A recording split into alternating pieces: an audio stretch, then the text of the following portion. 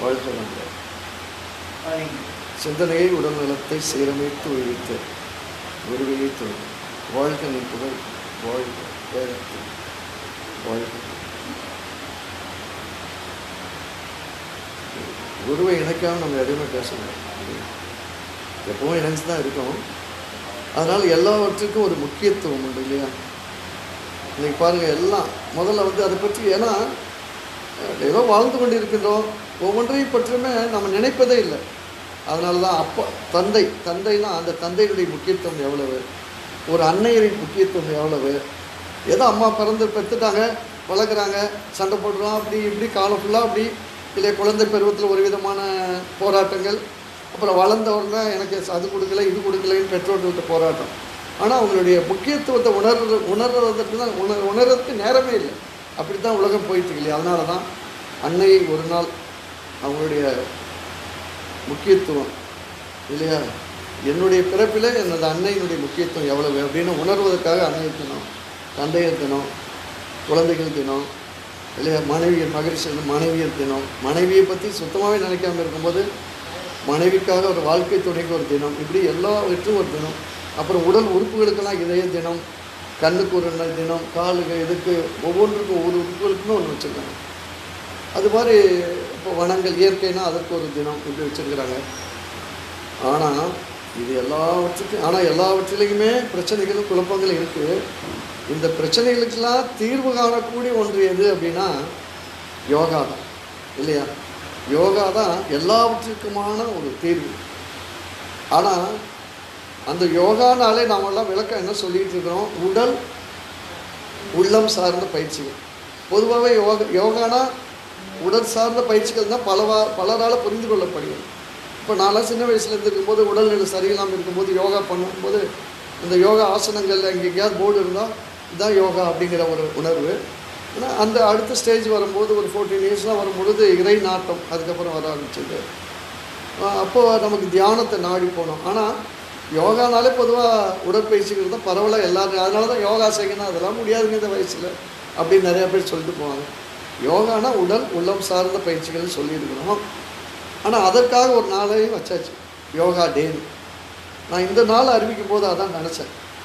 நாமளே யோகா என்றாலே உடல் உள்ளம் சார்ந்த பயிற்சிகள் அப்படின்னு சொல்லிட்டு, உடலுக்கான பயிற்சி உடற்பயிற்சி, எளிய முறை உடற்பயிற்சி, மனதுக்கான உள்ளம் சார்ந்த பயிற்சி தியான பயிற்சின்னு சொல்லிட்டோம். அப்போ யோகா டேனாலே 2 பேர் தானே வந்துருச்சு. இல்லை புதுசாக தியான தினம்னு ஒன்று வருது, சரியா? அப்போ கொஞ்சம் யோசிக்க தான் வேண்டியது இருந்துச்சு. சரி, இப்போ மக்கள் எப்படி புரிஞ்சுருக்காங்களோ அப்படியே நாமளும் அனுசரிச்சிடும், அவ்வளோதான். இல்லை மக்கள் யோகானாலே அது அப்படி நினச்சிருக்காங்க, தியானம்னா அது வேறு. ஆக 2மே மனசை செய்ய முடியாதுங்கிற நிலையில் தான் இருக்காங்க. எல்லாம் நன்மை, இதில் நன்மை இருக்குதுன்னு தெரியும், இதுலேயும் நன்மை இருக்குதுன்னு தெரியும். ஆனால் இது 2யுமே செய்ய முடியாத நிலையில் இருக்காங்க. இப்போ பாருங்கள், யோகா டேன்னு ஒன்று அனுசரித்து எல்லா டிவி நியூஸ் பேப்பர் எல்லாமே இந்த யோகா எக்ஸசைஸ் ஆசனங்கள்லாம் செய்யும் பொழுது மக்களுக்கு ஒரு அவேர்னஸ், அட்லீஸ்ட் இதை நாமளும் செய்யணும், இதில் பெனிஃபிட் இருக்குது அப்படின்னு ஒரு உணர்வு, ஒரு விழிப்புணர்வு ஏற்படுது இல்லையா? அது ஒரு வெற்றி தான்.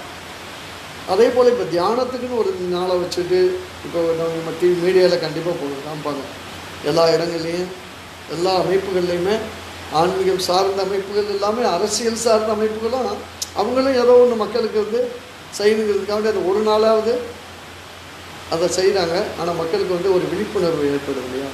ஆனால் அப்போ அது அடிப்படையில் அதான் இந்த காரணத்தை கூட எதுக்கு வச்சுருக்காங்க, இந்த உத்தராயணம் தட்சிணாயணத்துக்கு. இதனால தான் இந்த 21 டிசம்பர் 21 நமக்கு ஒரு இயருக்கு ஒரு வருஷத்துக்கு 2 முறை இப்போ நம்ம யோகாவை பற்றி ஒரு விழிப்புணர்வு நாளாக உலக மக்களுக்கெல்லாம் ஒரு விழிப்புணர்வு நிச்சயமாக ஏற்படும். ஒரு நாள் அதுக்கு அனுசரிக்கணுங்கிற போது அதை பற்றி ஒரு சிந்தனை இன்னைக்கு ஃபுல்லாகவே அது ஓடும் இல்லையா? பல பேர் மனதில் இது நினைவே இல்லாதவர்கள் மனதெல்லாம் அது ஓடும்.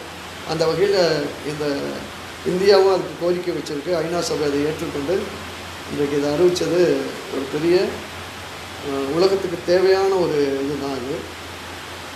அந்த வகையில் ஆனால் இப்போ பாருங்கள், இந்த தியானம் தான் தீர்வு. எந்த ஒரு பிரச்சனைகள் இருக்காலும், அதாவது வீட்டில் இருக்கிற மகிழ்ச்சி சொல்லுவாங்க, அகப்போர்லேருந்து அக்கப்போர் வரைக்கும் என்னது உலகப்போர் வரைக்கும் ஆனால் எல்லாத்துக்கும் காரணம் என்னது, இந்த அகப்போர் தான் சொல்லுவாங்க. அதைத்தான் நம்மெல்லாம் அக்கப்போர்னு சொல்லிட்டோம். மனத்தில் இருக்கக்கூடிய போர் தான், வன்முறை எண்ணங்கள் தான், பொறுக்க முடியாத தன்மைகள் தான் என்ன ஆகுது, ஒரு சக மனிதர்களுக்கு இடையிலே போராகும் பொழுது உலக அளவிலே அது விரிவடையுது. இன்றைக்கெல்லாம் உலகம் வந்து எவ்வளோ அபாயகரமான நிலையில் இருந்துட்டு மகிழ்ச்சியாக தான் சொல்லுவாங்க. எல்லாம் தயாரிச்சிட்டாங்க. ஆனால் ஒரு வினாடியில் ரிமோட்டை வச்சு போட்டி போடுறான். இப்போ அமெரிக்கா ரஷ்யா போட்டி போட்டுட்டு உன்னுடைய ஏவுகணை தடுக்கிற அளவுக்கு என்னுடைய ஏவுகணை வல்லமை வாய்ந்தது அப்படிங்கிறத நிரூபிக்கணும்னு ஒரு சவால் விட்டான முடிஞ்சு போச்சு இல்லையா? இந்த மாதிரி அபாயகரமான உலகத்தில் இருக்கிறோம். இப்போ தனி மனிதன்லேருந்து குடும்பத்திலேருந்து எந்த ஒரு அமைப்பு இன்ஸ்டிடியூஷனாக இருக்கட்டும், எல்லா இடத்துலையுமே அமைதிங்கிறது இல்லை. எல்லா இடத்துலையுமே என்ன சொல்லுவோம், ஒரே குழப்பங்களும் பிரச்சனைகளும் தான் இருக்குது இல்லையா? இந்த குழப்பங்களுக்கும் பிரச்சனைகளுக்கும் தீர்வு வந்து எந்த அரசியல் கட்சி, அரசியல்னு அது ஒரு குழப்பம், மதம் அது ஒரு குழப்பம். அதான் எதுக்கு வந்தது உண்மையிலேயே பார்த்தீங்கன்னா, இந்த மனிதகுல வாழ்க்கைக்கு ரெண்டே விஷயம்தான் வேணும், பாதுகாப்பு, பராமரிப்பு. இந்த ரெண்டு தான் எல்லாமே வேணும். எல்லா ஜீவ இனங்களுக்கும், இயற்கைக்கும், மனிதர்களுக்கும் இந்த ரெண்டே விஷயம்தான் தேவை, வேறு ஒன்றுமே இல்லை இல்லையா? பாதுகாப்பு, பராமரிப்பு. அவன் வாழ்க்கை முழுவதும் பராமரிக்கணும், அவனுக்கு எந்த விதமான ஆபத்தும் ஏற்படாமல் பாதுகாக்கணும். மனித குலத்துக்கு எல்லா விலங்கிலங்களும் இயற்கை உட்பட அனைத்துக்கும். அதற்காக ஏற்பட்ட அமைப்பு தான் என்னது, அரசியல். ஆனால் அந்த அரசியல் எதை அடிப்படையாக இருக்கணுங்கிறது தான் ரொம்ப முக்கியம். அரசியலுக்கு எது அடிப்படைனா ஆன்மீகம் தான் அடிப்படை இல்லையா? அப்போது அரசியல்ங்கிறது நிர்வாக பொறுப்பு. அதற்குன்னு ஒரு நிர்வாகத்தை சீரமைப்பதற்காக ஒரு அறிவு நிலை வேணும். ஆனால் அந்த அறிவு நிலை ஆன்ம உணர்வு இல்லாமல் அந்த அறிவு நிலையால் எந்த பயனும் இல்லை. அதனால தான் அந்த ஆன்ம உணர்வை ஊட்டி அதனால தான் முற்காலத்தில் பாருங்கள், அரசியலாளர்களுக்கு ஆலோசகர்கள் யாராக இருக்காங்கன்னா மத ஸ்தாபகர்கள் தான் இருப்பாங்க. மத தலைவர்கள் தான் அரசியலுக்கு ஆலோசனைன்னு சொல்லுவாங்க. மன்னருக்கு யார் ஆலோசனை சொல்லுவாங்க, குருமார்கள். இதுதான் சிஸ்டமே. ஏன்னா அவங்க அரசியல் நிர்வாக பரிபாலனை நடத்தணும், அதற்கு ஆன்மீகத்தை அடிப்படையாக வைத்து நடத்தணுங்கிறதுக்காக தான் அந்த சிஸ்டம். ஆனால் இன்றைக்கு மதத்துக்கு அரசியல் அடிப்படையாக போச்சு. புரியுதா? மதத்துக்கு அரசியல் எவ்வளோ தலைகீழான மாற்றம். அப்போ எப்படி உலகம் வந்து உய்யும், உலக மக்கள் வந்து அமைதி பெறுவாங்கன்னா கேள்விப்படுவாங்க. அதை யார் மாற்றுறது அப்படின்னா, இது வரைக்கும் எத்தனையோ ஆன்மீக அமைப்புகள் இருக்குது. இங்கே எந்த மடங்களாக இருக்கட்டும், எந்த மடாதிபதிகளாக இருக்கட்டும், ஒரு சார்பு நிலையில் தான் இருக்கிறாங்க. வாழ்க வளமுடன். ஒரு சார்பு நிலையில் தான் அவங்கெல்லாம் இருக்கிறாங்க, ஒரு அரசியல் கட்சிக்கு சார்பு நிலை. அப்போ என்னாச்சு, மீண்டும் மீண்டும் குழப்பங்கள் அதிகரிக்கிற நிலைமையில தான் இருக்குது. மதத்தால் அரசியலுக்கு வச்சு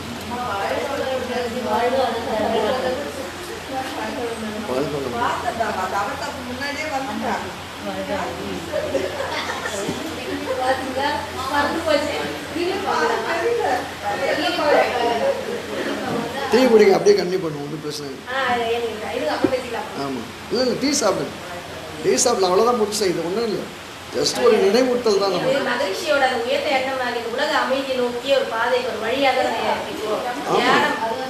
மக்களோட மனசுல ஒரு அமைதியை கொண்டு அந்த அமைதி உலகத்துக்கான அமைதி. எனக்கு அது தியான தினம் கேள்விப்பட்டவொடனே மகிழ்ச்சி தான் அவருடைய அந்த இதுதான் ஞாபகம் வந்தது. அதுக்கான வித்து ஸ்டார்ட் ஆயிடுச்சு அப்படின்ற மாதிரி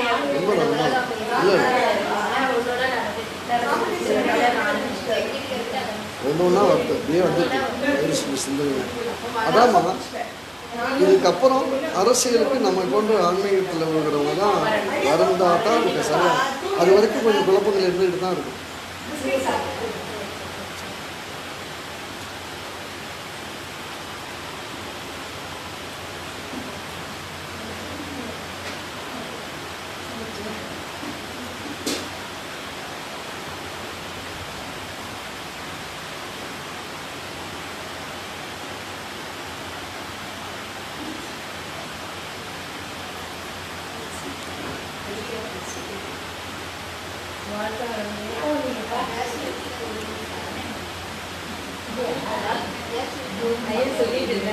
என்னம்மா கேட்டேன், பக்கத்தில் இருந்தால் வருவீங்க.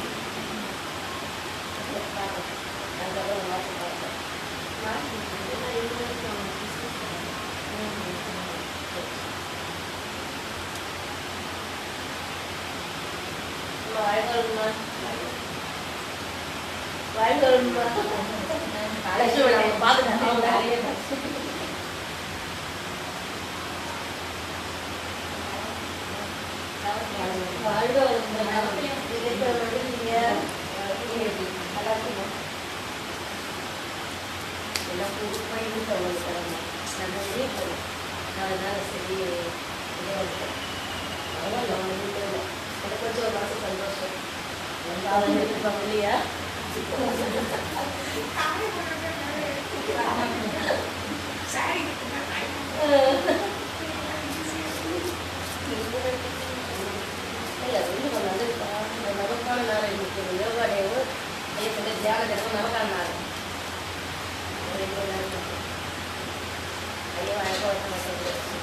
நம்ம அந்த ஸ்கூலுக்கெல்லாம் முடிஞ்சால் 10 மணிக்கு வந்துடுங்க எல்லோரும்.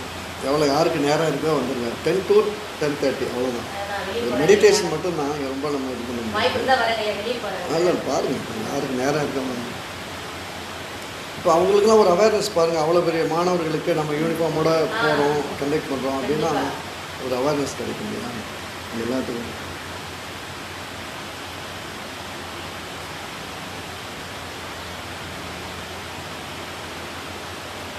ஐயா என்ன பாப்பா கூட்டு போயிட்டு சாம்பிடுச்சிங்களா?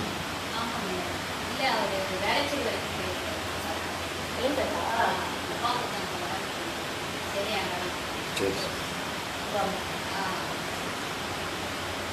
அப்படியே முடிச்சுட்டு அப்புறமா வாஷ் பண்ணிக்கிடுவோம். வச்சுருங்க சின்ன அதாவது அந்த டாபிக் அப்படியே கம்ப்ளீட்.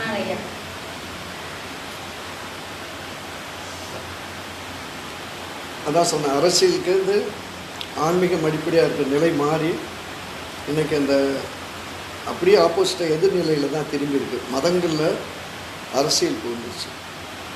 எனக்கெல்லாம் நான் முன்னாடி ஒரு கம்பெனியில் ஒர்க் பண்ணிக்கிட்டு இருந்தேன்.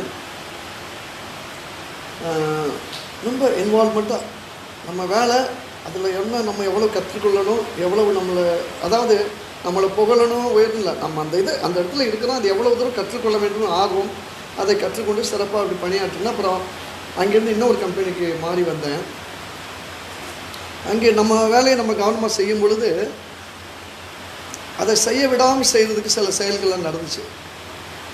ஏன் இது இப்படி தான் செய்யணும், இது ஏன் வேண்டாம்ன்றாங்க அப்படிங்கும்போது அப்புறமா தான் எனக்கு அந்த வார்த்தை புரிஞ்சது. அப்போல்லாம் நானும் சின்ன பையன் தானே, ஒரு ஆமாம் இப்போவே அங்கேயே ஒரு 30 இருக்கும் ஏஜ். 24 அப்படியே வந்து 30. சரி என்னடா அதுன்னு பார்த்தா பாலிட்டிக்ஸ். நாங்கள் கம்பெனியில் அந்த வார்த்தை ஏன்னா அப்படி இளம் வயதில் வளர்ந்து வரும் பொழுது அந்த வார்த்தை நமக்கு பாலிட்டிக்ஸ்னால் வெளியில் தானே இருக்குது, அரசியல் அது என்னது இங்கே.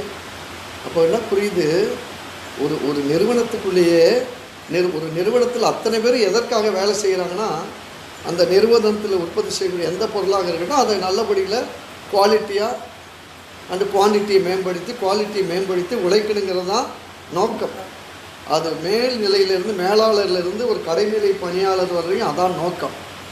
ஆனால் அந்த நோக்கத்துக்கு இடையூறாக செய்கிறாங்கிற போது என்னன்னு கேட்டால் பாலிட்டிக்ஸ். நாங்கள் அப்போ எப்படி இருக்கு பாருங்கள். அதாவது அவர் அதை நல்லதாக செஞ்சு அதை பேர் எடுத்தால் எனக்கு அது கிடைக்காது. இந்த நான் இப்படி செஞ்சு பேர் எடுக்கணும், அப்போ தான் அங்கேயே உருவாகுது பாருங்கள். அப்போ அந்த ஒருத்தர் மனிதன் உள்ள பொறாமை உணர்ச்சினால எந்த ஒரு வளர்ச்சியுமே தடைபடத்தான் செய்யும். இதுதான் இன்றைக்கி உலகத்து முழுவதும் எங்கே போனாலும் பாலிட்டிக்ஸுங்கிறது வெளியில் இருக்க வேண்டியது. பாலிட்டிக்ஸ் எதுக்காகனா மக்களுக்கு நம்ம இந்த 2 விஷயம்தான், மக்களுக்கான பாதுகாப்பு பராமரிப்பு செய்வதற்கு தான் பாலிட்டிக்ஸ். அவங்களுக்கு அந்த 2 தான் முக்கியம். வேறு எந்த இயற்கையில் வாழக்கூடிய ஜீவனங்கள் வரைக்கும் 2 விஷயம்தான் தேவை. இதற்கு ஆன்மீகம் உயிருணர்வு அடிப்படை. அதனால தான் உயிரை உணர்ந்தவர்கள் அவர்களுக்கு இதையெல்லாம் இப்படி செய்யணும்னு ஆலோசனை சொன்னாங்க. சரிங்களா? இன்னும் சொல்லப்போனால் ராஜான்னு இருந்தாங்க இல்லையா, அவர் முதன்மையான ஆள். அவருக்கு யார் மந்திரிங்கிறவங்க உண்மையிலேயே ஆன்மீக உணர்வு பெற்றவர்கள் தான் இருப்பாங்க. ஆனால் இப்போ மந்திரிகளுக்கு முன்னாடி மாண்புமிகுன்னு போட்டுறாங்க. அந்த வார்த்தை கரெக்டு, மாண்புமிகு. சரிங்களா? மாண்புமிகுன்னா என்ன? மனிதனுக்குள்ள நம்மளுடைய கல்வியே என்னது? யோகமும் மனிதனுக்கு ஒரு மாண்பு இருக்குது. அந்த மாண்பு மிகுந்து இருக்கிறவங்க தான் அங்கே இருக்கணும். அரசியலுக்கு ஆலோசகராக இருக்கணும் மந்திரிகள்ங்கிறது. இதுதான் சிஸ்டமே. ஆனால் அதெல்லாம் மாறி இன்றைக்கி மதங்களில் அரசியல் புகுந்து என்னாச்சு, மனிதனுக்கு பாதுகாப்புங்கிற பராமரிப்புங்கிறது கேள்விக்குறி. நம்ம ஒரு சிலர் தவம் பண்ணுறோம், ஏதோ ஒரு லெவலில் வாழ்கிறோம். இன்னொரு நிறைய மக்களுடைய நிலைமை பார்த்திங்கன்னா கேள்விக்குறியாக தான். அவங்களுக்கு அன்றாட வாழ்வதற்கான உணவுலேருந்து, உடையிலிருந்து, இருப்பிடத்திலிருந்து பாருங்கள், இந்த மழை வெள்ளம் வந்தால் எந்த அளவுக்கு அப்படியே ஒவ்வொருத்தரும் படுற இன்னல்கள்லாம் நம்ம அப்போ இன்னும் பாதுகாப்பு பராமரிப்பு. ஒரு நாடு, எல்லா நாடுகளுமே சுதந்திரம் பெற்று இயங்குது. ஆனால் எல்லா நாடுகளும் தனித்தனியாக இயங்குறதுனால வந்த பிரச்சனைகள் தான் இந்த பாதுகாப்பும், மனித குலத்தில் பாதுகாப்புக்கும் பராமரிப்பும் கேள்விக்குறி. இதுக்கு என்ன காரணம்? மனித மனதில் உள்ள மாயை. மனித மனதின் மாயை தான் இல்லையா? புலன் வழியே சென்று கொண்டு இந்த புலன் மயக்கத்தில் இருக்கும்போது அதை தான் மாயைன்னு சொல்லுவோம். அந்த மாயை நீங்கி விழிப்பு நிலை பெறதுக்காக தான் தியானம் இல்லையா? இப்போ ஒவ்வொரு மனிதனும் இந்த மாயையிலிருந்து விடுபட்டு உண்மையில் பார்த்தீங்கன்னா வாழ்க்கையினுடைய எதிர்ச்சொல் எனக்காவது தெரியுமா? யாருக்காவது தெரியுமா? நம்ம நிறைய பேசுகிறோம். வாழ்க்கைங்கிறதுனுடைய எதிர்ச்சொல் என்னது? யாராவது சொல்லுங்க.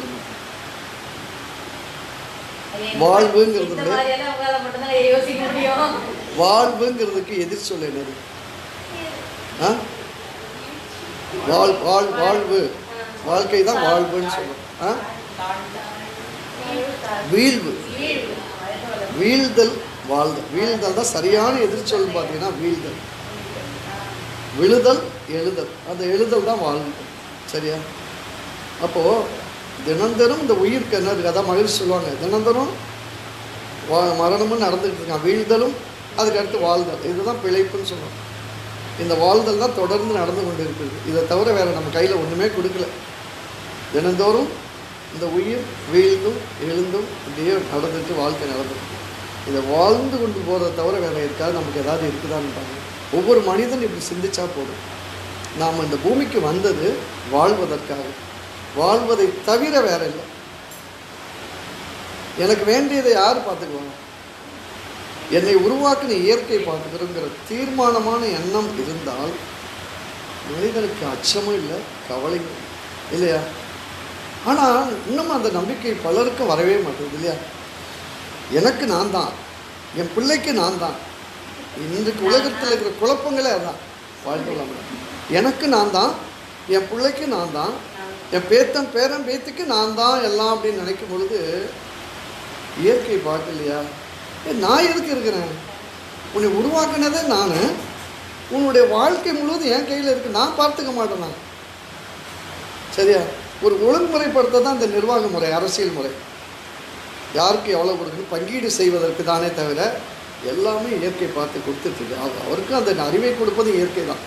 அப்படி இருக்கும் பொழுது மனிதன் சுயநலத்தினாலும் பேராசையினாலும் இல்லையா, தனக்கு கொடுத்த அனைத்துமே தனக்காக மட்டுங்கிற நிற்கிற குறுகிய மனப்பான்மையினால தான் இருக்குது.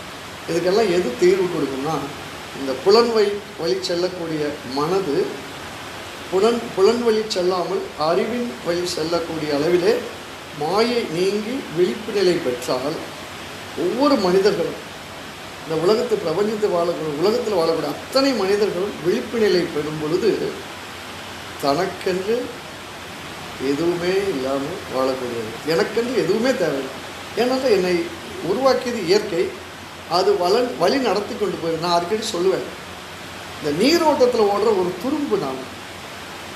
இந்த துரும்புக்கு என்ன வேலையாவது இருக்கா?